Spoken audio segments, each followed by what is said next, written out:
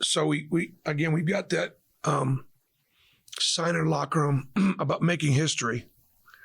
And you guys have seen that. If you haven't, you should go down there and look at it. But it's got an AU and it just says make history right in the middle of it. Not AU, not Auburn Basketball, not Auburn anything, not Auburn Tigers. It's AU make history. I'd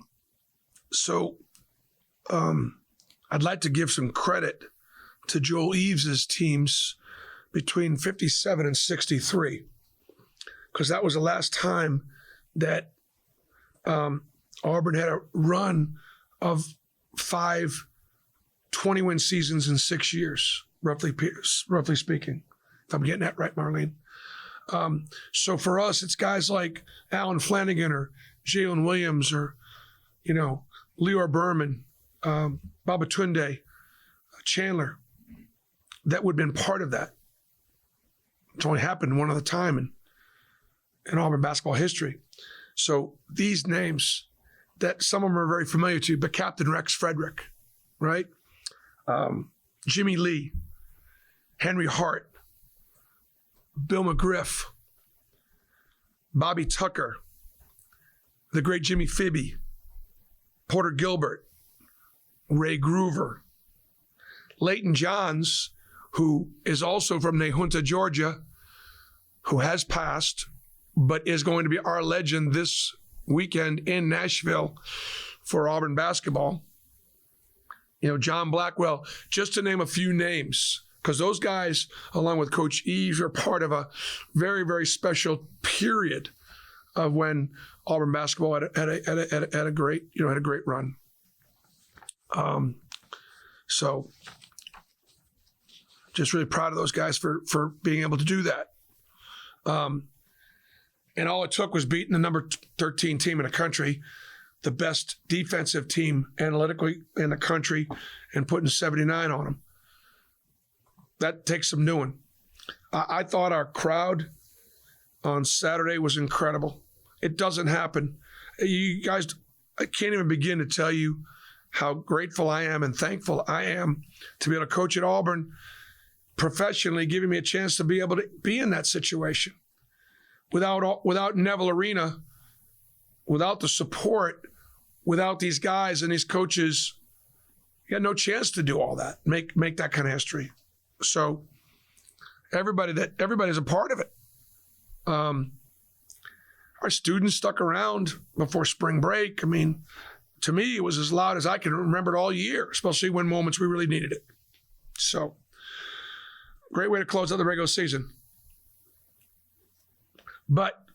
And now the reward for such a job well done is we get to play the 18th best team in the country according to net. So you guys have seen the numbers, and you guys are really good at this stuff too.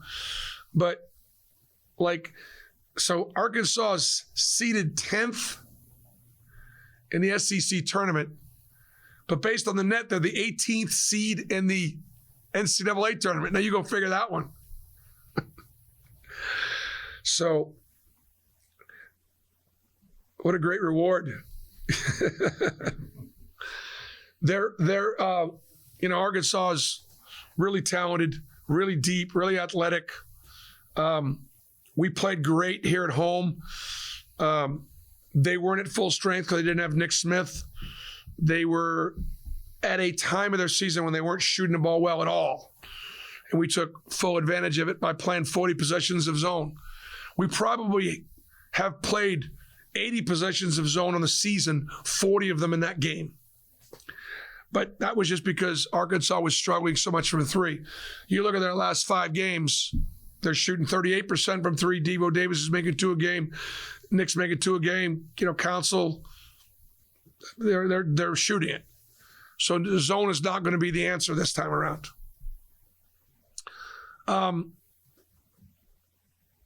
So I'd say it'll be a tough matchup and all we want. The question, raise your hands right here first. You mentioned it at the beginning, they didn't have Nick Smith. How much does Arkansas have Nick Smith kind of change what they do and how you guys are going to have to defend them? Well, does it make zone an option like a no-brainer? because he can really shoot it, and they'll be lined up. And I think the other thing is it gives them another big guard. So it's like, Devo Davis is their smallest guard at 6'4", plays 6'8". I mean, it's just they're just huge. They're the 13th longest team in the country by length. And so, again, hard matchup. If you could, if you're built like Kentucky, who beat them the last time around, Kentucky without Case and Wallace, who is 6'5" anyways, they just kind of built a wall. And the last 3 teams Arkansas has played, at Alabama, at Tennessee, and then Kentucky at home, most of those teams are pretty big, pretty long. And that's not how we're built. Still better from 2 than 3, still great getting downhill. We sent them to the foul line 32 times in Auburn, in Neville. So we got to guard them without fouling them. Coach, I was talking to your players about trying not to look ahead, and they said maybe last year going into the SEC tournament, that's maybe what happened. Is that a message? Kind of, I know it's a different scenario this time, to not look past and look ahead, or no, it's different this time? Well, I mean, I think last year we were one of the best teams in the country.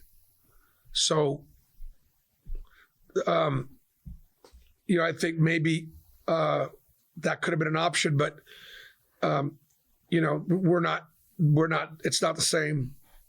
It's not the same circumstance. And I honestly don't think that we look past Texas A&M. They had come in playing really well. And the thing about Texas A&M, not only had they come in playing well, they got all the way to the finals and should have beaten Tennessee. And then they got to the finals of the NIT. Didn't they get to the finals or close to it? So, I mean, they were really hot. So, I think they were good. I don't think, statistically, like we had 22 games this year where the net said we were supposed to win. We won 19 of those games. The 3 games we lost were at Georgia, at Vanderbilt, and Memphis. You look at Vanderbilt and Georgia's record at home, Memphis is a pretty good team. And those are the only 3 times where we didn't do what the net said we were supposed to do. It's pretty remarkable. So I don't think this team, we've lost plenty of games. And we've not guarded, and we've not rebounded, and we've not gotten a good look at the end. But we've really not looked past anybody. So why would we start now? Speaking of games where you guys didn't do with the net, the guys were mentioning the Georgia game is one that kind of stuck out that they felt they probably should have gotten. They mentioned both the Alabama games leading by so much. What kind of games that you didn't win that really stick out when you go back and look like, man, we didn't probably. Oh, I mean, certainly the Alabama games, the game at Tennessee, the game at Vandy. Georgia outplayed us, and they were really good at home this year. So, but I just think, look, I think the one we had to get was Tennessee. You get to a situation where you're at the end of your year. Let's just say we don't get the Tennessee game. We're in the bubble. We could be on the outside looking in. We don't have 20. There are a lot of boxes we don't get to check. And Tennessee had just come in and they had just beaten Arkansas pretty good. So it was a great win, and it's just a win that a lot of programs wouldn't have gotten. I guarantee I won't take that win for granted. It has nothing to do with me used to being in Tennessee. It was a back against the wall, everything on the line. And then with 3 or 4 minutes left to go in the game, weren't we down with about 4 or 5 minutes left to go? But the key to that one was 6 minutes without a field goal for Tennessee. And again, we've talked about that before. How do you, giving you the formula, how do you win? You get stops, and you get to the foul line of the offensive end.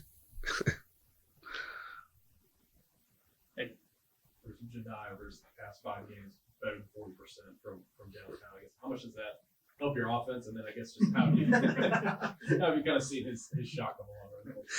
The reason why I'm laughing is because he walked out as I was walking in. He reminded me that he was 40% from 3.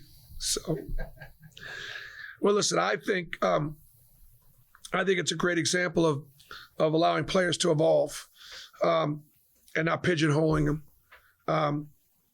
I thought Janai could come in here, and because he was such a good 15-foot shooter, had a good stroke, I thought he would pretty quickly demonstrate the ability to shoot the ball.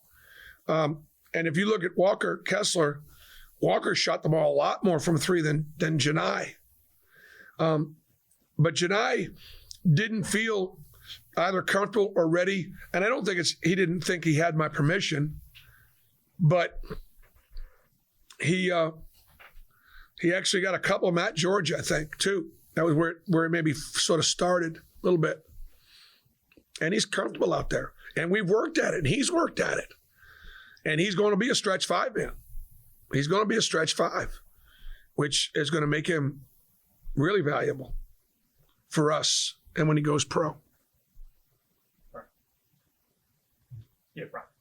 Bruce, Wynn mentioned there's a sort of a budding rivalry with Arkansas now going back to last year. Do you like to have a little spice going into this game? No, I mean, I'm not going to jump into that.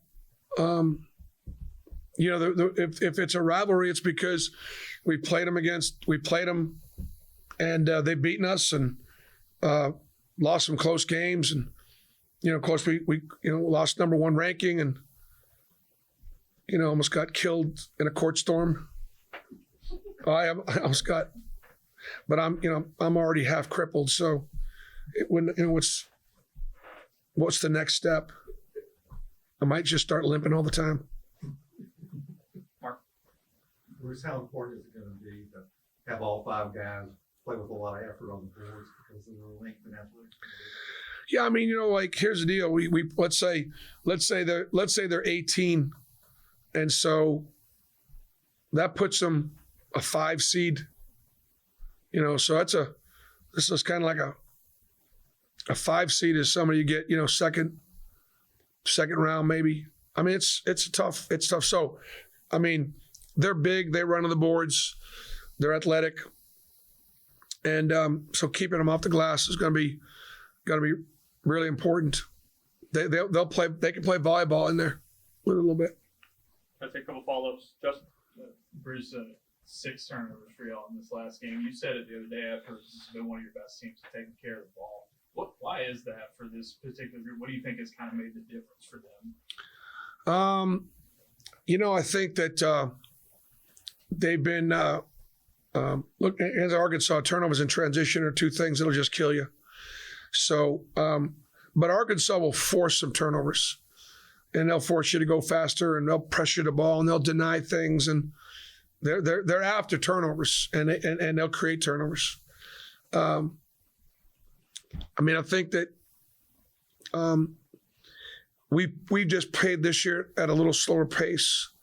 We've not pressed as much in the league play, and so because we've not extended our full court pressure as much, the game's been more of a half court game, and as a result, we've been better in both half court offense and defense. In the non-conference, when we were, I think, sometimes physically superior to our opponent, deeper, we played faster, we played with greater tempo, we forced tempo, we turned people over more. But I made the decision once we started league play that was not going to be a formula that was going to allow us to keep winning. But On a somewhat happier note, what are some of your fonder memories from this season? What are some things you really stick out this year?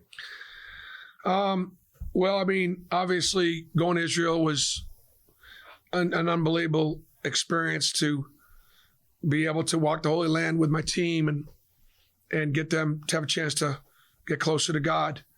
We just had an incredible experience.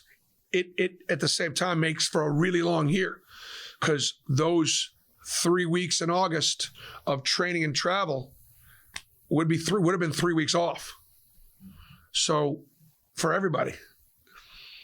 So made for a long, and all of a sudden we got back from Israel and school starts. I mean, it's made for a long year. I think that going to Cancun, we played Bradley, who wound up being the number 1 seed in the Missouri Valley and lost the conference championship game. And then Northwestern, who was old and tough and physical. And, but Northwestern, the name doesn't excite any of our guys about playing a Big Ten team. It's Northwestern. We told them they're good, really well coached. Chris done an amazing job getting them. They finished second in the Big Ten, and we held them to 42 points. Just incredible. The wins at home against Arkansas, Mississippi State, Missouri, Tennessee. We had some great wins against teams that are in the field. We're